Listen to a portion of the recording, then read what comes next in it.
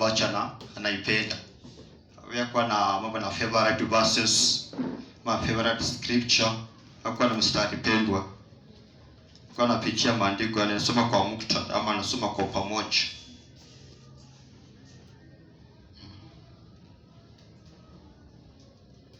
Kwa hiyo Yesu alipitia vitabu zote, alipitia vitabu zote kwa na kuruka vitabu ama anaruka maandiko. Hapo alipitia vitabu zote akielezea vile pata mateso na kuingia katika utukufu wake. Si mtu ambaye alikuwa anafanya fama na cherry pick. Anaanza kuelezea vile anapata mateso, alikuwa anapitia, anasoma vitabu zote kwa pamoja, anasoma kwa muktadha. Tapata maana yake. Kuna pata kwa Biblia pia, nataka tusome pia Biblia kwa pamoja.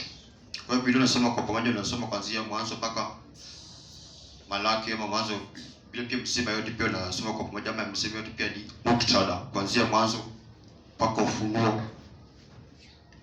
Hii pia unakuwa unasoma kwa muktadha, unakuwa unasoma kwa pamoja. Ndio upate exact story ambacho unazungumzwa kwa ndani, story kamili. Kwa hivyo usema tu kusoma tu uweze tu mahali kwa mfano umeenda John Mokoti John 3:16, umetoka John umeenda Mokoti Romans chapter 8. Kwa hivyo CV ni kama ndio cherry pick. Wewe unapata kwamba unachukua mstari ambao unazipenda sana. Wewe unapata Biblia style kusoma hivyo. Biblia style kusoma Biblia nitakalo kusoma story, upate story full. Kitu gani ambacho inazungumzia ama na watu gani ambao wanazungumza na mtu gani ambaye anaongea mambo gani ambayo anazungumzia. Kwa hivyo kwa muktadha ni mzuri sana, nisaidia kwenda kusoma Biblia. Unapata kuzingatia vitu, utapata kwamba elewa maandiko, mtaelewa Biblia. Unapata kwamba kutakuelewa hiyo ama kutokuzingatia hiyo, kutozingatia mtaalamu kusoma Biblia kwa pamoja, unapata kwamba pia inazalisha mafundisho ambayo si sahihi, fundisho potovu. Ndio maandiko tolenja muktadha. Sasa kitu ambacho utahubiri itakuwa ya sahihi. Kitabu sahihi kwa sababu itakwanza kwamba umenyofainja muktadha ama kile ambacho maandishi yake kielezea. Kama kunyofainja muktadha utaanza kueleza kitu ambacho maandishi hapo anaelezea ama hapo anamaanisha. Kwa hiyo utapata kwamba mahubiri ambayo utabuni kutoka kwa hiyo maandiko haitakuwa sahihi ama itakuwa kinyume na yenye maandishi alikuwa anaeleza.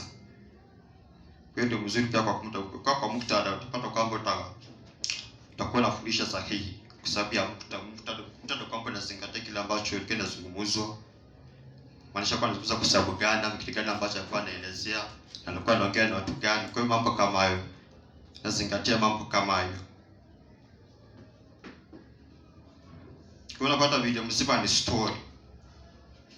Ni story, na kusoma story kwamba uweze anzia katikati, mwanzie mwisho, jabele. Story kwamba atikifika mambo na barua kwamba uweze soma kuanzia katikati ya barua vile.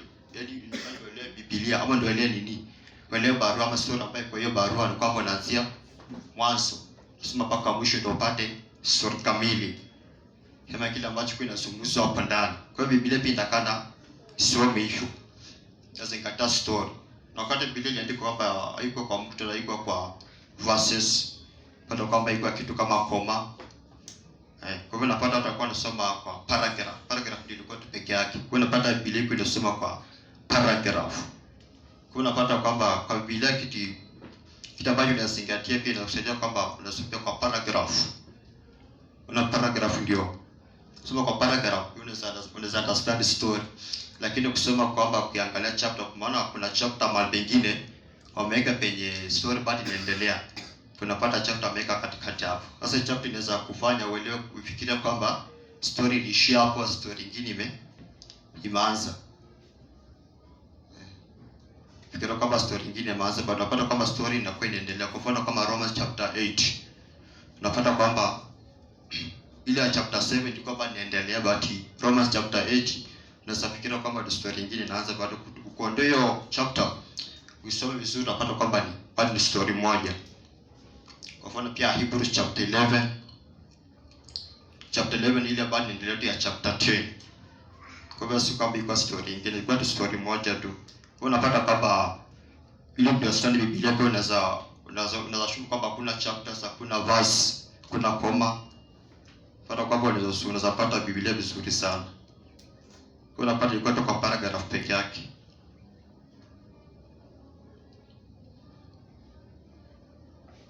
Kwa hivyo unapata Biblia yote ni story. Kwa hivyo ndio ile story ama ule story kwa Biblia ama ule Biblia mzima unaanzia mwanzo unasoma mpaka Ufunuo. Si kwamba na chagua ile mstari ambao unazipendwa, ile your favorite verses. Kwa hivyo wakati utakuwa unafanya hivyo utaelewa sura, utaelewa Biblia. Hautaelewa Biblia.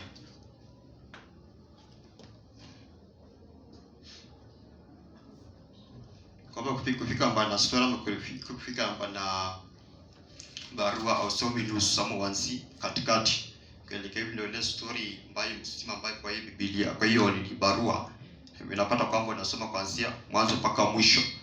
Ile story kamili ambayo kwa hiyo imezungumziwa kwa ndani. Kwa hiyo Biblia pia ni story. Kwa hivyo ndio upate story kamili kwa kuanzia unasoma Biblia yote mzima. Kuanzia mwanzo mpaka Ufunuo ndio upate story kamili. Kwa unapata pia itakusaidia hata wakati unaelezea Biblia ama unaelezea maandiko. Lakini usipojua story ambayo inazungumzwa kwa ndani, unapata kwamba unaelezea nje ya muktadha ama nje kile ambacho maandiko kwa kizungumzia. Maana usipounderstand story ambayo inazungumzia pale, unapata kwamba unaweza buni story yako. Unaweza buni story yako kwa mawazo yako ambacho kile ambacho kinazungumziwa pale.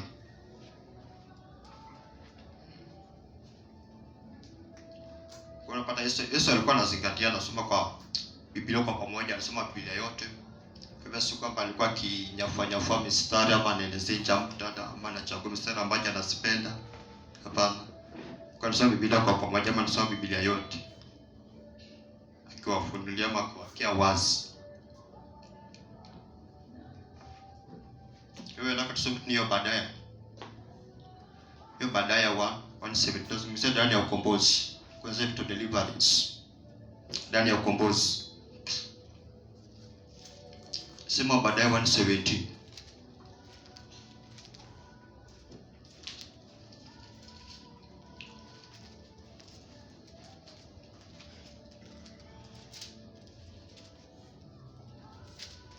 Kusoma baadaye 1:17.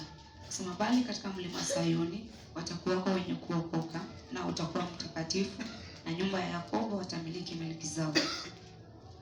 Wewe tumesema kwamba ni kitu ambacho baadaye kwa natabiri kile ambacho kitatendeka. Itakuja kutendeka. Kwa napata ilikuwa nabii wa Yesu Kristo ama kuhusu Yesu Kristo. Kwa hiyo napata kwamba ilikuwa ni kitu ambacho Kristo mwenyewe atakitimiza ama atafulfill. Atakitimiza. Alikuwa anazungumzia kile ambacho Yesu atakuja kutimiza. Ama atakuja kuifulfill katika kufa, kuzikwa na kufuka kwake. Kwa hiyo ilikuwa nabii wake. Kwa hiyo kuna mambo katendako tuzingatie kwamba nataka usingatie kwa maandiko kwamba kuna mambo ambayo ile unapata kwamba pata kwamba Biblia wanaiperform ama wanieleza ambacho maandiko haielezi. Kwa hiyo kuna mpaka nataka tuangalie kile ambacho hii maandiko ieleza, maandiko hazingatii. Kwa hiyo unapata kwamba imeelezewa sana huko nje.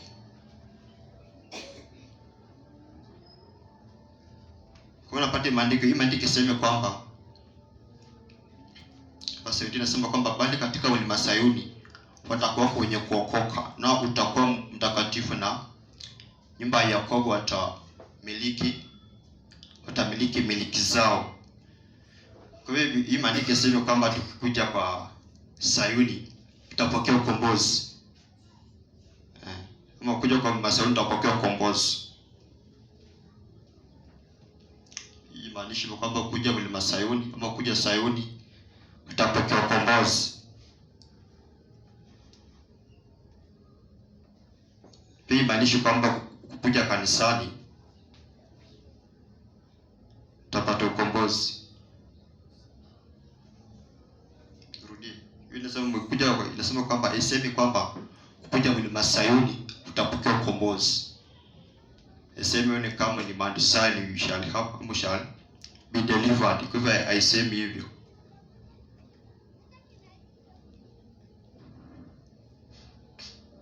Wengine haisemi kwamba kwa kanisa ama kanisani kutakuwa na ibada ya ukombozi. Haisemi kwamba kwa kanisa kutakuwa na ibada ya ukombozi.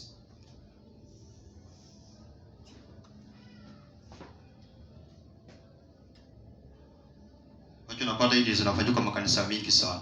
Kuna ibada ya ukombozi, kuna huduma ya ukombozi. Mpaka maandika deliverance ministry, mpaka wameweka hata kwa signboard kwamba kuna ukombozi uko ndani ambacho kinafanyiwa. Kwa hivyo napata hii maandika isemi hivyo. Kama sivyo inaeleza kwamba kutakuwa na ibada ya ukombozi kanisani, kutakuwa na ukombozi mlima Sayuni. Haisemi hivyo. Ukipenda tangalia mlima Sayuni inamaanisha nini? Kiendelea kwa mbele. Kwa hivyo nasema kwamba haisemi kwamba kuja kanisani utapokea ukombozi. Ngine nimeelezea kwamba haisemi kwamba tukuje kanisani utapokea ukombozi. Haisemi pia kuja kanisani kama haisemi kanisani kutakuwa na ibada ya ukombozi. Haisemi kanisani kutakuwa na ibada ya ukombozi.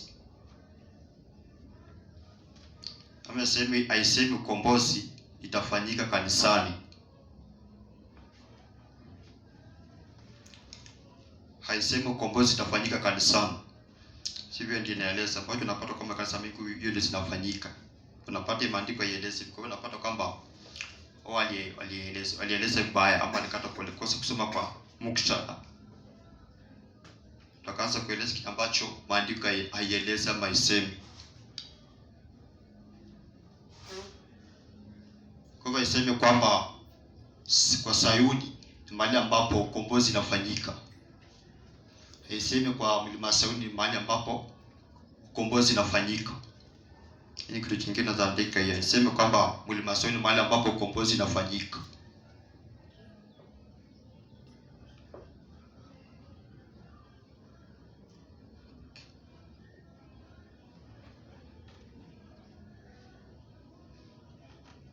Kwa hivyo haisemi kwamba mlima Sayuni ni mahali ambapo ukombozi inafanyika.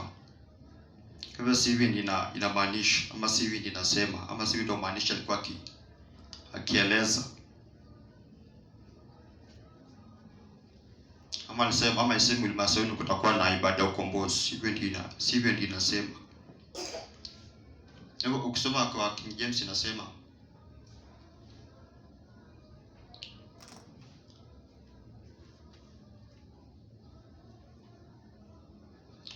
James Obadiah 1:17. Nasema kwamba but upon Mount Zion shall be deliverance and there shall be wholeness.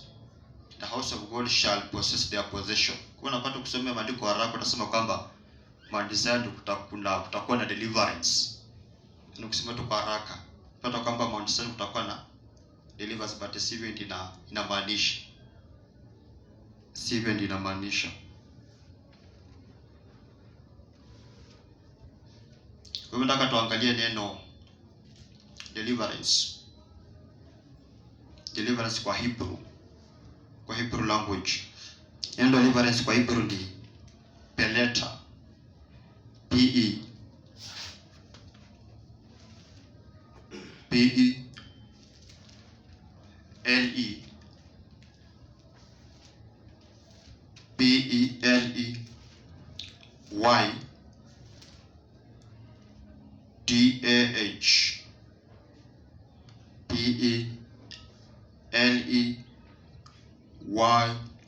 P-E-L-E-Y-D-A-H. Peleta. Unapata hiyo y kama iko silent ina h. Peleta. Hiyo ndio deliverance kwa Hebrew language. Kwa hiyo nakuona kwamba kati tu kwamba Bwana kali andika kwa Hebrew kwa Agano Jipya kwa Kigiriki. Kwa Kigiriki unapata neno kwa Hebrew ni peleta. Kwa hiyo peleta inamaanisha escape, Sikia kama kusema kutoweka ama escape.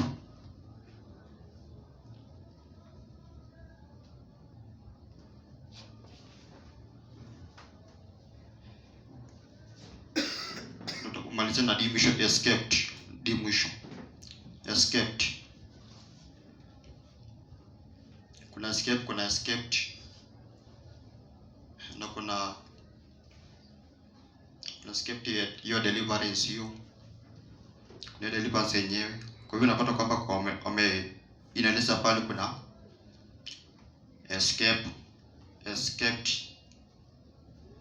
bali remnant, sema remnant, escaped, remnant. Kuna deliverance yenyewe hapo. Kwa hivyo unapata ndio kwa Hebrew ambacho inamaanisha kwa Hebrew. Kwa hivyo anasema kwamba upon Mount Zion shall, sema upon Mount Zion, but upon Mount Zion shall be escaped remnant. Kwa hivyo unaona hiyo neno, kwamba hiyo neno escape iko kwa past tense, ambacho ni zimsia deliverance kwa past tense. Kwa hivyo wale wanasema kwamba Mount Zion shall be escaped people, escaped remnant, escaped. Kwa hiyo ni watu ambao wameshatoweka ama wameshakuwa escaped. Kwa hivyo sema kwamba kutakuwa na watu ambao watatoweka ama watu ambao watakombolewa. Kuna pale mahali ambapo watu ambao wameshakombolewa ndio watakuwa pale Mount Zion.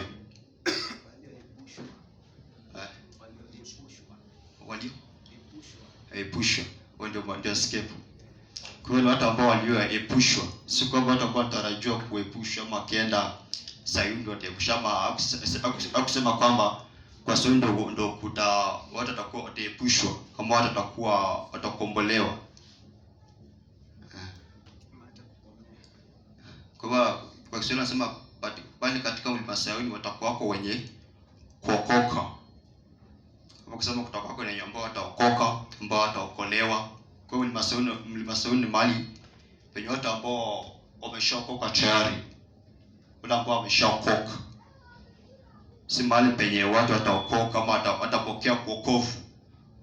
Si mahali penye watu watakuwa wanatarajia kupokea wokovu ama watakuwa wanatarajia kuokolewa ama kukombolewa. Hapana.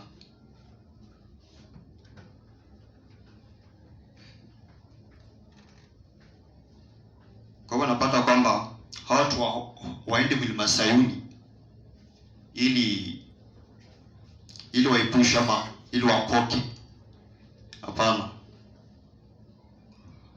Kwa hiyo baada ya kumaanisha kwamba wakati mtende mlima Sayuni mtaokoka ama mtaepushwa ama mtakombolewa. Kwa hivyo baada ya kwa anamaanisha hivyo. Kwa hiyo tumeangalia kwamba kwa Hebrew inamaanisha kwamba watu ambao wameshafanya, watu ambao wameshaepushwa, watu ambao wameshaokoka, watu ambao wameshakombolewa. Kwa hiyo baada ya kitabiri kwamba katika mlima Sayuni tutakuwa na watu ambao wameshaokoka, wameshakombolewa, wameshaepushwa. Kwa hivyo si mahali ambapo kitatarajiwa kitendeke ama kitu ambacho watu watakuwa wanatarajiwa wakienda kanisani kwamba tunaenda huko kupokea ukombozi, tunaenda huko kuokoka ama kuokolewa.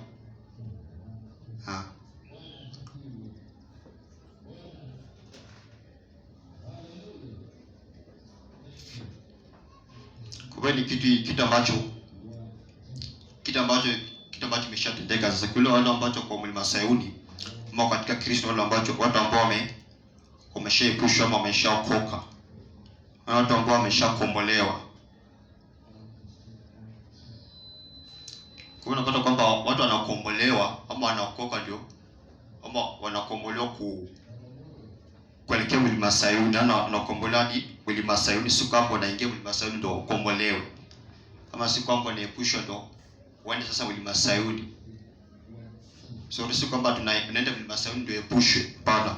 Kwa unapata kuokoka inafanyika nje ya Sayuni, ndio kushoka katika Sayuni kama umeshaepushwa ama umeshaokolewa. Si kwamba unaenda huko ndio utarajia sasa kuepusha ama utarajia kuokoka ama utarajia kukombolewa. Hapana.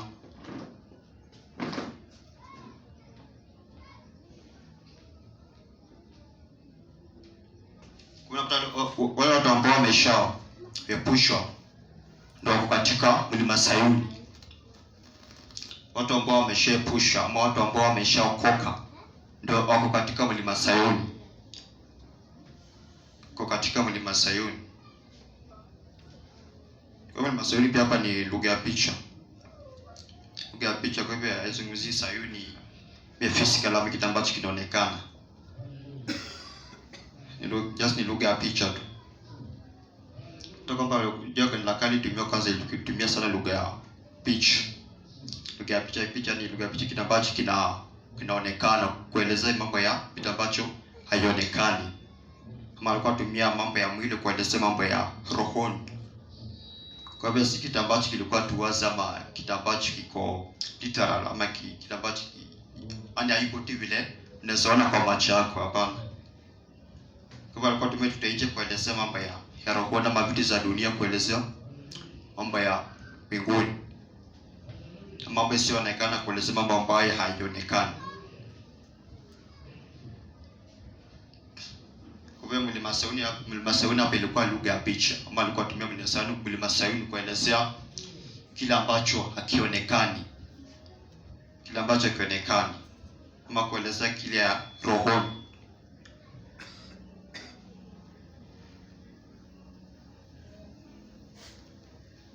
Unapata kile mtu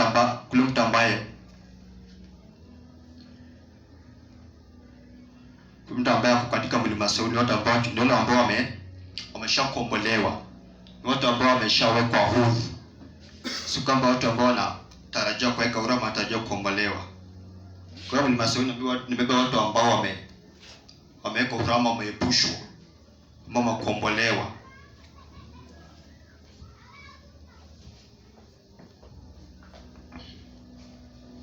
Wewe tukurudi kwa hiyo deliverance ambayo ni peleta kwa Hebrews. Kuna part hiyo ni noun ama nomino.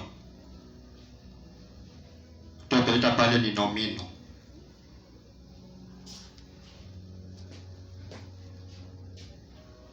Wako hiyo nini imegawana kwa maneno mbili. Kwa Kigiriki imejigawa mara mbili, hiyo ni peleta. Na peleta imejigawa mara mbili. Kwa hiyo peleta nyamba deliverance hiyo ni nomino ama jina. Kwa hiyo imejigawa mara mbili, ambayo ya kwanza ni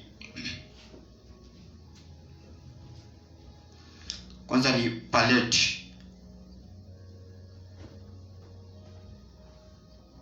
Palette ambayo ni PALET.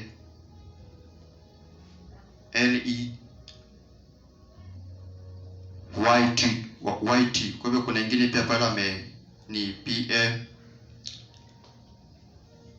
Ya kwanza ni PALEYT.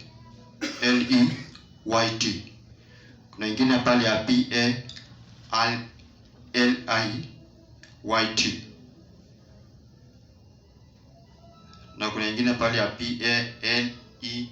Kwa hiyo unapata bado zina sound the same. Palette. Kwa hiyo unapata kuna Y pale ambacho iko silent. Kwa bado zina sound the same. Just ni matamshi tu. Unapata hiyo palette inaongelea watu. Hapa ni watu. Wacho ni refugee. Maana yake ni refugee, fugitive ama escaped one. Fugitive na escaped one. Kwa unapata hapa ni inaongelea watu, mapaso. Inaongelea watu. Kwa hiyo ya kwanza tumeona, ya kwanza ni nomino, alafu ni watu. Kwa hiyo ni watu ambao wameshakombolewa, watu ambao wameshaokolewa. Alafu kuna neno lingine pale ya ambayo imejigawanika kwa hiyo peleta. Yamba tumeona deliverance hiyo. Kuna neno lingine pale palate. PALAT.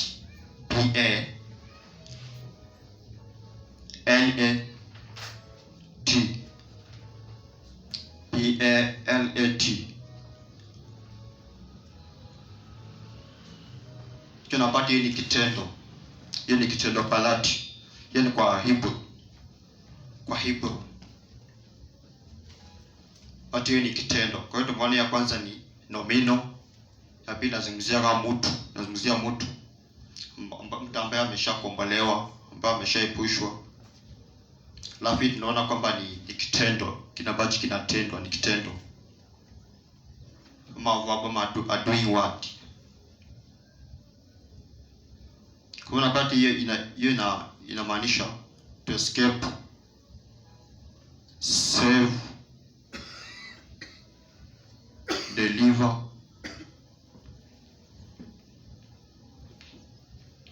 to escape, save, deliver, to bring into security,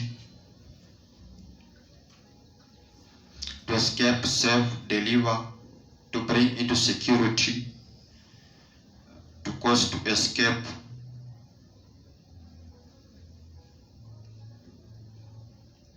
to be delivered.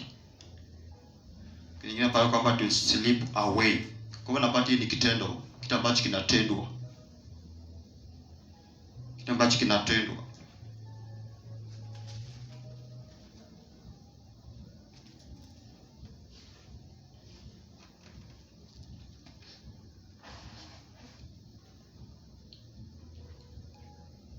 Bila kutongelea example penye imetumika.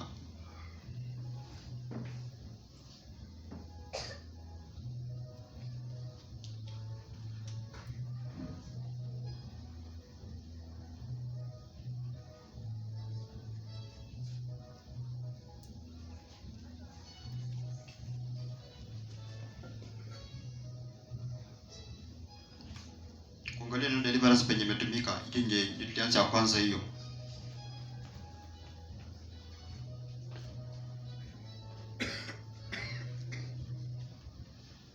Tulianza ya kwanza ya deliverance hiyo.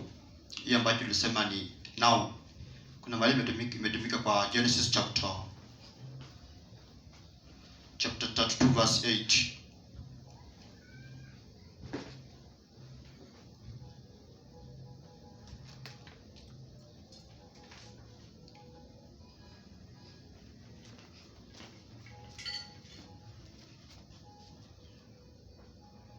Genesis chapter 32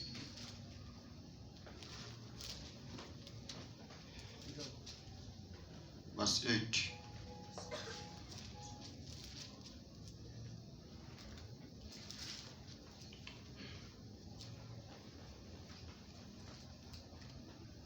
Unapata wanasema kwamba akasema akija Esau kwa kundi la kwanza akalipiga kundi litakolosalia litaokoka. Kuna neno pale taokoka. Hii ni pale hii Genesis chapter 2 verse 8. Hii ni ile ya deliverance. Bado tumesoma ya kwanza hiyo. Pale kwa now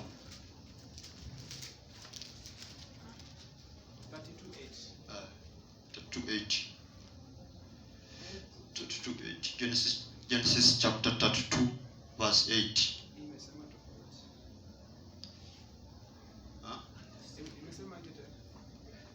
Inasema akasema akija Esau kwa kundi la kwanza akalipiga kundi litakalosalia litaokoka. Kuna kitu tupitie, kuna ingine pia Genesis chapter 45 verse 7. Genesis ama Mwanzo 45:7. Genesis 45:7 nasema tumekwamba kule mtako pale. Mwanzo 45 mstari wa 7. Anasema Mungu alinipeleka mbele yenu kuhifadhia masazo katika nchi na kuwaokoa ninyi kwa wokovu mkuu. Kuna neno pale kuokoa. Bacho ni peleta ama manomino. Kwa hivyo kuokoa hapa ametumia kama kitense.